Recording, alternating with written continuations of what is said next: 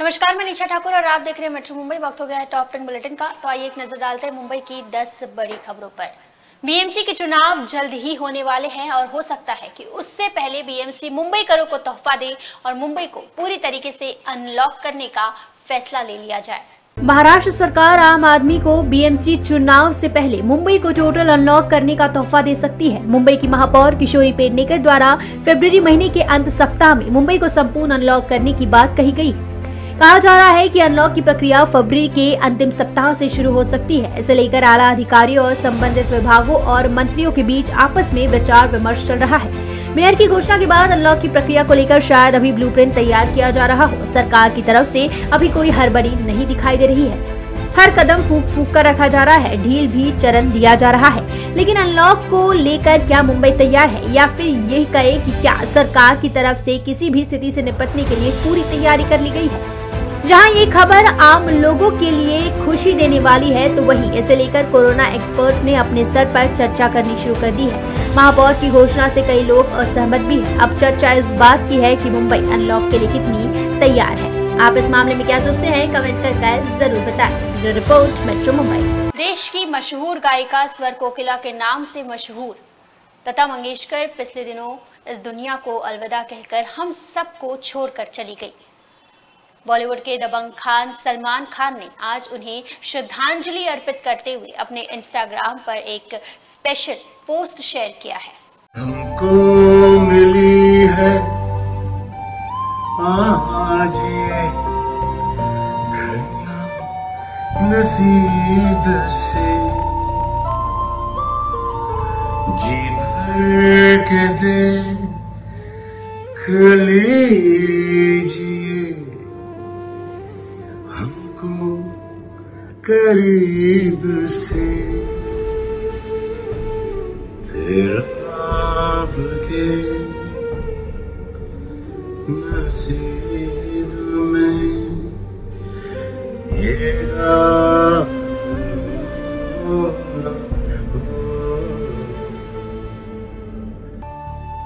लता मंगेशकर के निधन से पूरा देश गमगीन है।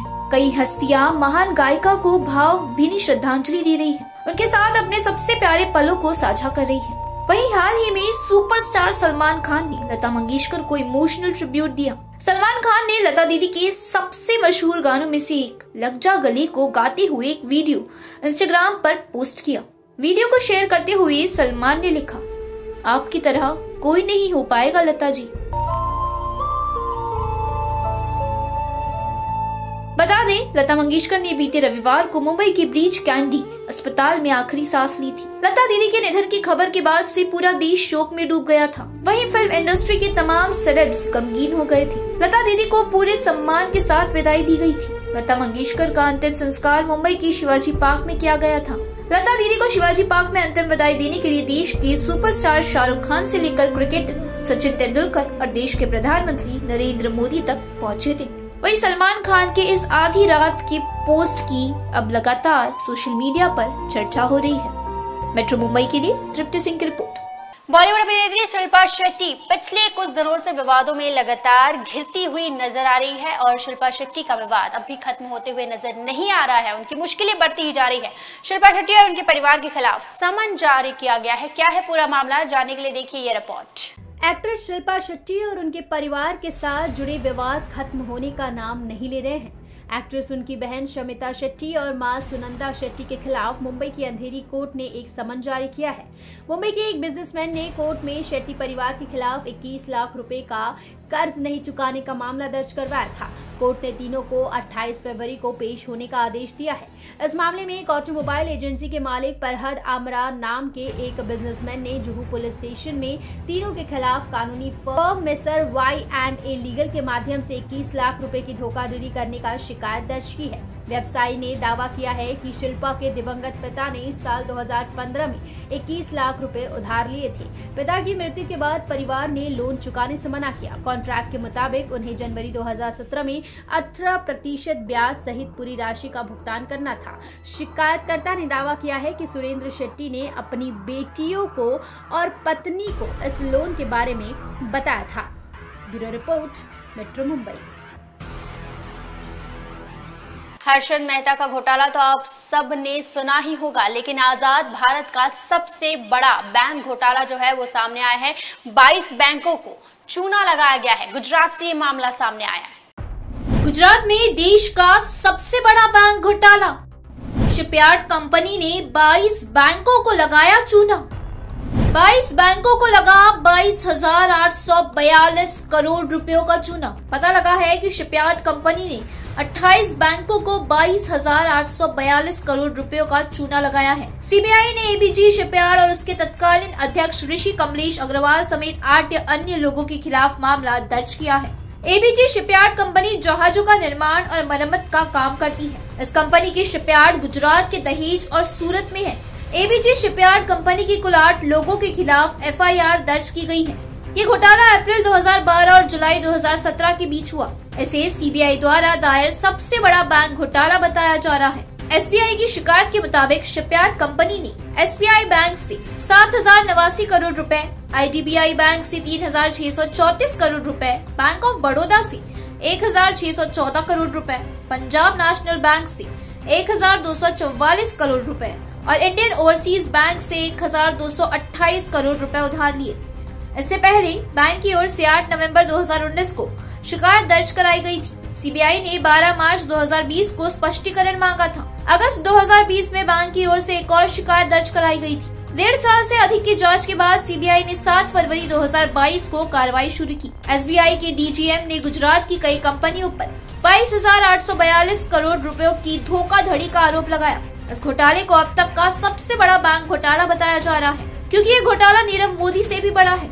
सीबीआई द्वारा दर्ज की गई एफआईआर के अनुसार एबीजी शिपयार्ड और एबीजी नेशनल घोटाले में शामिल 2 प्रमुख कंपनियां हैं। ये दोनों कंपनियां एक ही ग्रुप की हैं। इस बैंक घोटाले में आईसीआईसीआई बैंक को 7,089 करोड़ रुपए, आईडीबीआई बैंक को 3,640 crore, state bank of India को 2,943 करोड़, बैंक ऑफ बड़ौदा को 1,602 करोड़, पंजाब नेशनल बैंक को 1,294 crore, Exim bank of India को 1,326 करोड़, इंडियन ओवरसीज बैंक को 1,229 करोड़, बैंक ऑफ इंडिया को 768 crore, oriental bank of commerce को 769 करोड़, स्टैंडर्ड चार्टर्ड बैंक को 743 करोड़, सिंडिकेट बैंक को 440 crore, state bank of Singapore को 459 करोड़, देना बैंक को 406 करोड़, आंध्र बैंक को 266 करोड़, सिक्किम लिमिटेड को 259 करोड़, आईएफसीआई लिमिटेड को 300 करोड़, एसबीएम बैंक को 125 करोड़,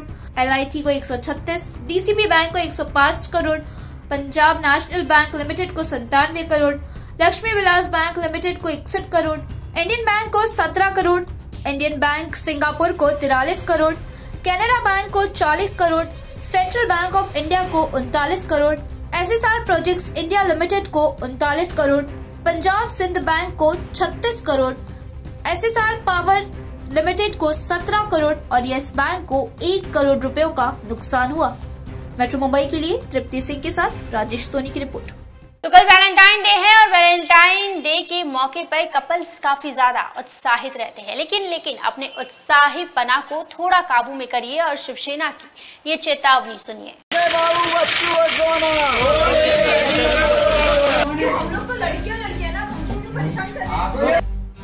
कल वैलेंटाइन डे है, लेकिन वैलेंटाइन खुल्लम खुल्ला प्यार करने वालों के खिलाफ दे धपाक करने वालों की टोली भी तैयार हो गई है।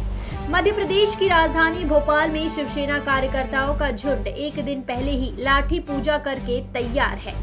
अब करके दिखाए कोई प्यार, जो प्यार करेगा जमकर पीटेगा। इन्होंने सीधे साफ लफ्जों में ऐलान कर दिया है कि किसी बाग बगीचे में अगर दिखे जो बेबी बाबू सोना तो तोड़ देंगे उनके शरीर का एक एक कोना। इसीलिए प्रेम वीरों, अपनी शूरवीरता दिखाने की अगर कल आप कोशिश में हैं तो ध्यान रहे कि चौक चौराहों, गली मोहल्लों में वे खड़े हैं। भारतीय संस्कृति के सम्मान में शिवसेना है मैदान में। शिवसेना के कुछ कार्यकर्ताओं ने भोपाल शहर के कालिक शक्ति पीठ मंदिर में लाठी पूजा की है और वैलेंटाइन डे मनाने वालों को स्पष्ट शब्दों में चेतावनी दी है। शिव सैनिकों का कहना है कि वैलेंटाइन डे पाश्चात्य संस्कृति का प्रतीक है, इसीलिए वे इसका सख्ती से विरोध करेंगे। मध्य प्रदेश के शिवसेना के कार्यकर्ता सोमवार को दिन भर लाठी शहर भर में लेकर घूमेंगे। अगर कोई कपल दिखाई दे गया तो उसकी वही के वही शादी रचा दी जाएगी। ढोल ढाशे के साथ बारात निकाली जाएगी। विरोध करने पर लाठी से अच्छी तरह पूजा भी की जाएगी। इन शिव सैनिकों ने शहर के पब, रेस्टोरेंट और होटल मालिकों के लिए भी चेतावनी जारी की है। इन्हें वैलेंटाइन डे से जुड़े किसी भी तरह के कार्यक्रम को अपने ठिकानों पर होने नहीं देना है। अगर इन्होंने अपने ठिकाने को मीटिंग पॉइंट बनने दिया तो फिर समझो इन्हें तोड़फोड़ और अपने नुकसान को आमंत्रित कर दिया है। आपको बता दें कि कई सालों से शिवसेना, बजरंग दल जैसे संगठनों का वैलेंटाइन डे सेलिब्रेशन को लेकर विरोध रहा है। पिछले साल भी मध्य प्रदेश के भोपाल में होटल और रेस्टोरेंट में तोड़फोड़ की गई थी। Bureau report, metro Mumbai. Aryan Khan मामले के बाद एनसीबी को काफी बदनामी का सामना करना पड़ा था। काफी ज्यादा सवाल जो है वो एनसीबी की कार्रवाई पर उठाए गए थे, जिसको लेकर अब एनसीबी अपना वर्क पैटर्न बदलने वाली है। एनसीबी अपने कामकाज के तरीके में बदलाव करने जा रही है। बीते साल अभिनेता शाहरुख खान के बेटे आर्यन खान की गिरफ्तारी के मामले में एजेंसी की छवि को हुए नुकसान को देखते हुए ये फैसला लिया गया है।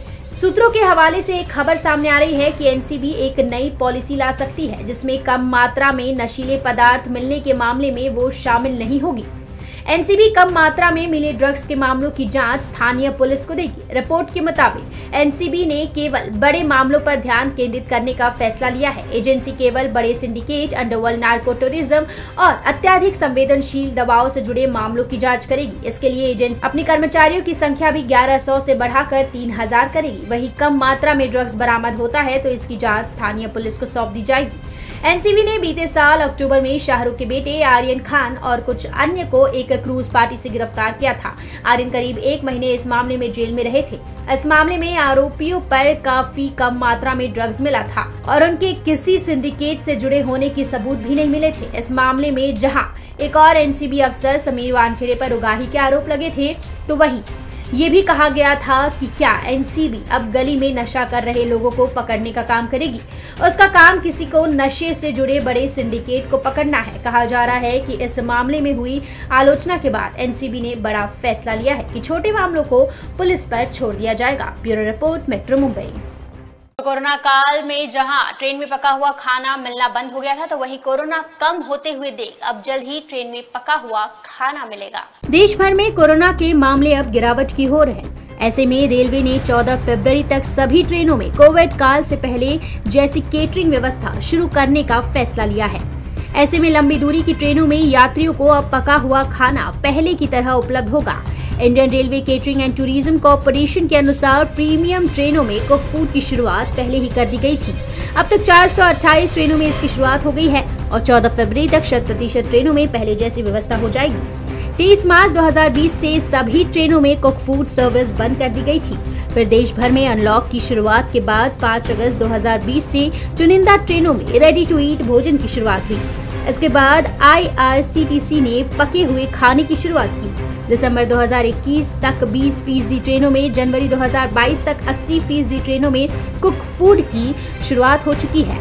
गत 6 और 7 जनवरी से राजधानी और अगस्त क्रांति एक्सप्रेस ट्रेनों के अंदर फिर से ऑनलाइन भोजन बुकिंग की व्यवस्था शुरू की गई। जिन यात्रियों ने टिकट की बुकिंग के समय खाना बुक नहीं किया है, वे अब IRCTC की वेबसाइट पर जाकर ऐसा कर सकते हैं, जो ट्रेन के निर्धारित समय से 4 घंटे पहले होने वाली ट्रेनों के चार्टिंग से पहले किया गया था। Bureau report, metro Mumbai. तो मुंबई और महाराष्ट्र में लगातार कोरोना के मामले कम हो रहे हैं। आज क्या है कोरोना के आंकड़े, कितनी आई है कमी, देखिए इस रिपोर्ट में। मुंबई में आज कोरोना के 228 नए मामले सामने आए हैं, जबकि 35 मरीजों को आज अस्पताल ले जाना पड़ा है। तो वहीं एक मरीज ने कोरोना के चलते जान गंवाई है। मुंबई में रिकवरी रेट 98% हो चुकी है और एक्टिव मरीजों की संख्या 2677 है। मुंबई में ना ही एक भी एक्टिव कंटेनमेंट जोन है और ना ही सील बिल्डिंग है। महाराष्ट्र की अगर बात की जाए तो महाराष्ट्र में भी लगातार कोरोना के मामले कम हो रहे हैं। महाराष्ट्र में आज कोरोना के मामलों में भारी गिरावट देखी गई है। महाराष्ट्र में आज बीते 24 घंटों में कोरोना के 3502 मामले सामने आए हैं, जबकि 17 मरीजों ने जान गंवाई है। Bureau report, metro Mumbai. नौसेना और एनसीबी ने मिलकर 2000 करोड़ का ड्रग्स जब्त किया है। बड़ी कार्रवाई की गई है ड्रग्स के खिलाफ। भारत में लगातार ड्रग्स का जखीरा पकड़ा जा रहा है। इस बीच भारतीय नौसेना और नारकोटिक्स कंट्रोल ब्यूरो यानी एनसीबी के हाथ बड़ी सफलता लगी है। दरअसल हमारा पड़ोसी मुल्क पाकिस्तान लगातार भारत में ड्रग्स के जहर को घोलने की कोशिश कर रहा है। एक बार फिर भारत में पाकिस्तान से ड्रग्स के व्यापार का खुलासा हुआ। गुजरात किनारे से कुछ दूर अरब समुद्र में ड्रग्स की बड़ी खेप बरामद की। एनसीबी ने नौसेना के साथ मिलकर अरब सागर में एक जहाज से 2000 करोड़ रुपए का ड्रग्स जब्त किया। एनसीबी के पास खुफिया जानकारी थी कि भारी मात्रा में ड्रग्स ले जाने वाली 2 बड़ी नावें जो अरब सागर से गुजरात या मुंबई की ओर जा रहे थे। इस हफ्ते समुद्र में निगाहें जमाने के बाद एनसीबी और भारतीय नौसेना के जहाज ने भारत के EEZ के बाहर 2 नावों को देखा जो तट से 200 समुद्री मील की दूरी था। इसके बाद भारतीय नौसेना की नाव उनका पीछा कर रही थी। तस्कर कथित तौर पर एक नाव को छोड़कर दूसरी नाव में भाग गए। जांच के दौरान एनसीबी को 525 किलोग्राम बहुत उच्च गुणवत्ता वाली हशीश और 234 किलोग्राम बेहतरीन गुणवत्ता वाला क्रिस्टल मेथाम्फेटामाइन मिला, जिसकी अंतर्राष्ट्रीय बाजार में कीमत लगभग 2000 करोड़ रुपए थी। मेट्रो मुंबई के लिए तृप्ति सिंह के साथ राजेश सोनी की रिपोर्ट। तो ये थी मुंबई की 10 बड़ी खबरें और आप देख रहे थे टॉप 10 बुलेटिन। रोज रात 10 बजे मेरे साथ देखिए मुंबई की टॉप 10 बुलेटिन सिर्फ मेट्रो मुंबई पर।